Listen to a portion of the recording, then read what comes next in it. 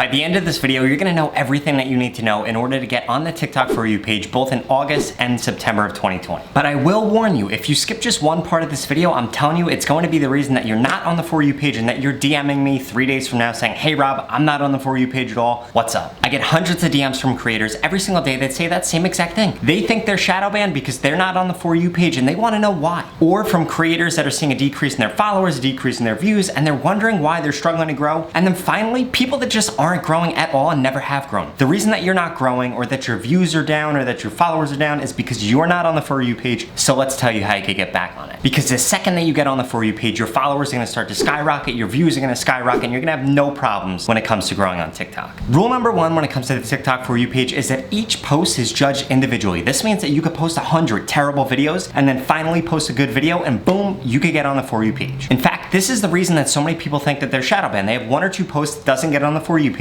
because it did not fit the criteria that I'm about to tell you about later in the video, and then they think they're shadow banned. That's not the case. They were just really bad posts, but I'm gonna tell you how to fix that, so let's get right into it. First things first, the easiest way to get on the For You page is to make content that is over 13 seconds long with over 85% watch time. I get so many questions say, hey Rob, how do I know what my watch time is? All you have to do is go into your analytics for that specific post. Mind you, it will take up to 72 hours for this information to be accurate, so you're gonna go in there, find the amount of length that people watch the video for, and then divide that by the length of the video, and that's gonna give you your watch time percentage. You want that ideally to be over 85%, and trust me, if your video is too short and it's not a trend or a sound that is incredibly short or something that happens really quickly, that could be the reason that you're not on the For You page. I would strongly suggest you make all of your videos over 13 seconds long. Ideally, 15 to 22 seconds works best. The reason for this is that TikTok wants to keep people on TikTok as long as possible, and they want to show them content that interests them. This is the reason that you'll find yourself, like most people, at 2 o'clock in the morning scrolling on the For You page, because TikTok is showing you over and over and over again content that you want to see and content that was designed and put in front of you because they know that you're going to watch the whole entire video or the majority of it and then go on to the next one. In addition to that, because I get this question so much when it comes to watch time, they say, hey Rob, I have perfect watch time, but I'm not getting on the For You page, or my video didn't get pushed out more. Why is that? The reason being is you need over 20% engagement in most cases. In some cases you could get away with even lower, but the majority of the time the reason that your content didn't get pushed out more when you have amazing watch time is because either the engagement was too low or there's something else that I'm going to chat about in a little bit. So I strongly suggest that every single thing that you post on TikTok is not recreating the wheel. In fact, you should be modeling yourself after something that was successful. Be it a successful creator, a successful post, a successful trend. You should not spend hours a day coming up with ideas for TikTok. You should literally just see something that you like and try to recreate that post as best as you can. If you want, add your own little twist on it, but trust me, you don't have to be recreating the wheel, and that's actually the worst way to get on the For You page. The best way to get on is to participate in the trends and to make content that is modeled after content that has already been successful on TikTok. And then once you have a ton of success, obviously you'll be able to branch out, you'll be able to be way more creative and start to make up your own things. But in the beginning, I would strongly